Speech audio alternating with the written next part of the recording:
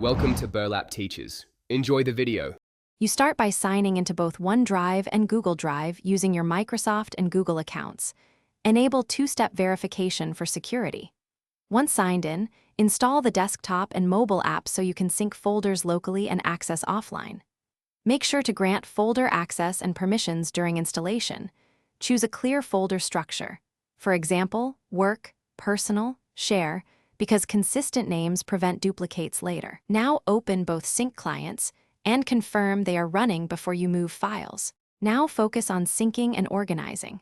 You'll use selective sync to decide which folders remain local and which stay cloud-only. This saves disk space and keeps key files on hand.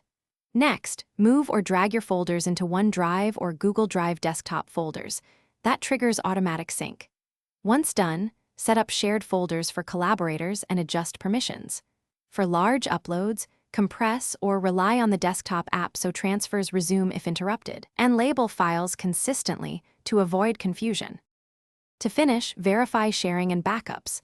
Create share links, choose view or edit rights, and set expirations when needed. Make sure version history is enabled so you can restore prior versions. Check the sync icons on each device to confirm status. If something goes wrong, pause and resume sync, sign out and sign back in, or clear the app cache to force resync. One key troubleshooting tip: if files don't sync, check storage limits and resolve any quota issues before trying again.